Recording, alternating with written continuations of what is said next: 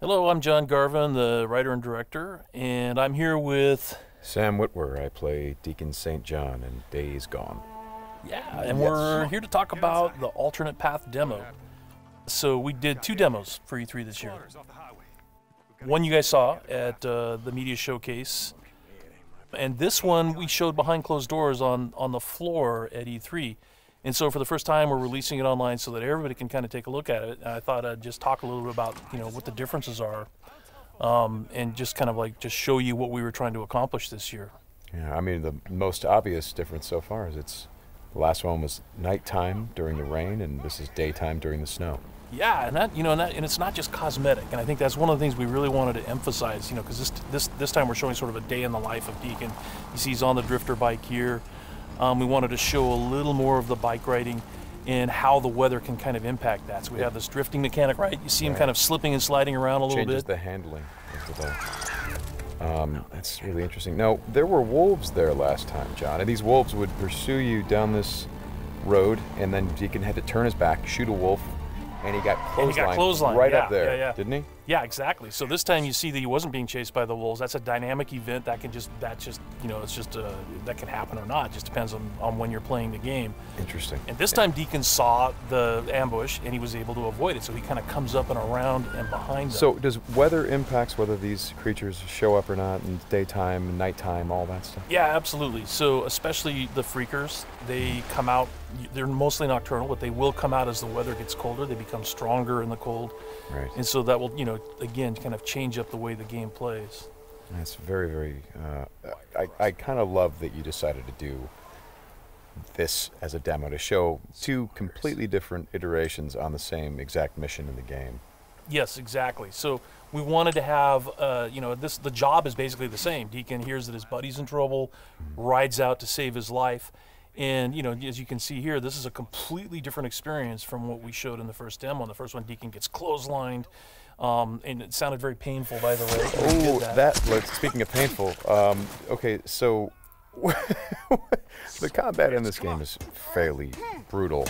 John, you want to talk about that a little bit? Well, we just wanted to make it as, as realistic as possible. So, yeah, we're not holding back on that at all. And Sam's done most of his own stunt work for this. And I can tell you that when we're on the performance stage and we're capturing that stuff, we just try to keep it real, right? Right. Well, right. There was sort of a decision made at some point. What I've been on the project for 2 or 3 years now. Yeah, I think 3 years. And so early on, I think there was a more, what were we? It was more Kurt Russell and sort of a two-fisted thing, and then it turned into, hey, let's take this quite seriously. And what that required is a lot more. Taking this combat stuff and showing the horror of the violence that happens and it were this type of circumstance to take place. I mean, realism, weirdly enough, is the thing we keep going back to when it comes to not just the stunts, but also the performance style. I think, it was very important that it doesn't seem like a bunch of actors, saying lines. It was all very incidental. And we wanted the world to sort of reflect that as well. So you saw there that, Deacon broke into that emergency vehicle and found some supplies. So this is what we're calling our survival vision. So you saw that earlier when he was looking at Manny's bike on the ground. And it's just kind of a way of seeing tracks in the world and sort of imagining what might have happened. And here I just wanted to point out that you're seeing in this part of the demo that there are freakers there. There weren't there before because it wasn't snowing. It was, and it was getting lighter out. It wasn't getting darker like it is.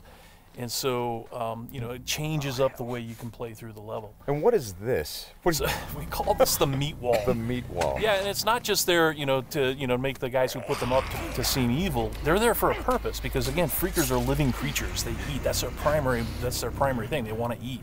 And so you hang these dead freakers up, and any freaker, rather than coming into their camp like you see here, they would actually stop and snack. Yeah, exactly. Yeah. And then the same thing with this freaker that they've hung upside down. There's a bear trap underneath it, and they use that because a freaker will come, be attracted to the meat, and then hit that trap. Interesting. Another thing you just saw, by the way, is that tin can. The tin can trap that he that's an alarm that the marauders will put up. And this is, again, some of the things that marauder camps just do. And you find these marauder camps throughout the world. You'll find traps like that, and then if you're careful and you're paying attention, you can avoid them. Because in the first demo, Deacon didn't avoid it, and he set off that alarm. Right. Now this is the same tactic that he used last time. Throws the rock to get someone to to lure him over and have him step in the bear trap. But this one plays out a little bit differently than last time. One of the things that struck me, and we've talked about this obviously as we've shot, but there's an effort of the other Marauders to get this guy to shut up, and he won't. Yeah, and so in the first demo, Deacon's heading on down the trail, and you can hear that happening behind him. Right. And this time we're showing what happened. So, he's watching everybody react to this poor guy trapped in the in that bear trap, and she just is like, shut up, shut up, shut up, and then just loses it and shoots the guy. Right. Right. And of course, in the meantime, Deacon is crafting a Molotov and just takes them all out. Right. Oh boy, that's good. Ow. Ow. So again, it's like in the previous demo, Deacon would have gone off to the trail down to the right. This time he's going to head this way. He follows the tracks, and comes under a sniper attack. Now let me ask you something about the survival. Okay, there's a sniper attack coming, but the survival vision is, if you don't say upgrade your survival vision, can you miss clues? I mean, are there things that you would get if you upgraded your survival vision that would help you complete the mission better? Exactly, and you have to, we have a whole skill tree, and it's all tied to the experience that you can earn as you're just playing through the game, and then you can upgrade those things. What's happening here? We got a freaker tied to a tree. Yeah, so this is another type of trap that Marauders will set. They will set, they will basically chain freakers to the perimeter of their camps, and they use them as kind of an alarm system. And then that, you saw that Marauder there. He was just tormenting the poor freaker, and then so Deacon kind of takes advantage of that. Well, and you think for a moment that Deacon is the guy, he's sort of helping the freaker by, getting the guy that taunted him. Like, no, and then he's going to take the freaker out right afterward. Exactly. And this is a bit of silent sniping using the crossbow. Yeah, so this whole sequence at the end plays out very differently. In the first demo, you saw Deacon use a swarm. He weaponized a swarm, lured them into the camp, and then they kind of did the work for him. There's no swarm in this run-through. Right. So the player really has to go in and use what we're calling our strategic sandbox combat, and that's just, stealth mechanics and setting and using traps, whole arsenal of weapons. You see there's a variety of weapons that Deacon's going to use through this, including the crossbow. He crafts his own bolts. And he's got to figure out how to get up to Manny, just using his combat skills instead of doing it strategically. So straighten me out. Those bonfires, were those there in the previous demo? No, they weren't. Right. So that's another big difference. Is that if you come here during the day, it's like in the media showcase demo, there was like kind of a fight club thing going on. Right. They were punching each other, and everybody was just sort of getting into it. Nobody's really paying attention to what's going on. Yeah. And now it's getting dark and it's cold out. So they've built these bonfires. So. And again, it's not just a cosmetic change in the way the... Well, it's cold, right? Yeah, it's because it's cold. They have to build some... So it changes the way the Marauders behave in the level. Well, that's very... Again, this is part of the reason why I love that you did this as a demo, because the behavior of all of these things, not just the freakers, but the Marauders, everything, there's a logic to it. You can track why they're doing the things that they're doing. And you can use it to your advantage in the gameplay. That's kind of what I like about this so much.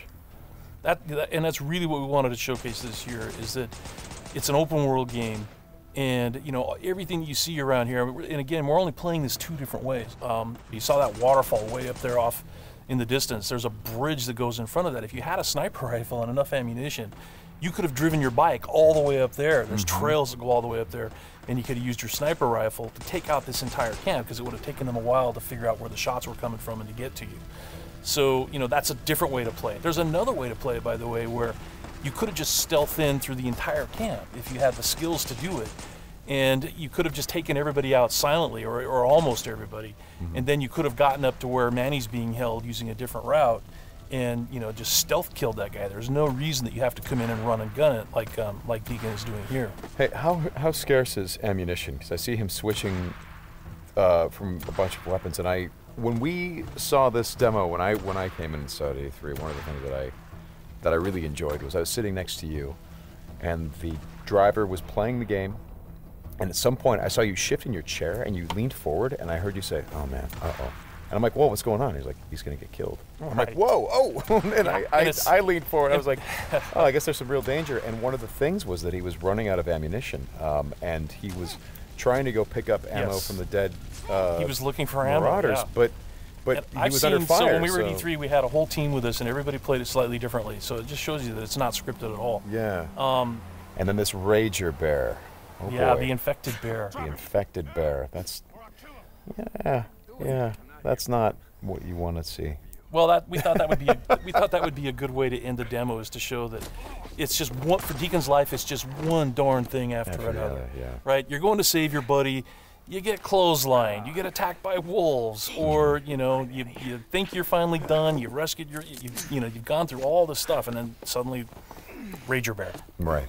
Well, as you've said to me, it's not just about exploring an open world, as it is the open world coming after you, the open world seeking you out, trying to... Yeah, exactly. That's our tagline. In Days Gone, you don't have to go seeking out trouble. The world comes for you. Trouble's looking for you. All right, Sam, thanks a lot. Thanks, John. It's been fun. And I hope you guys enjoy the demo, and we'll talk more about it soon.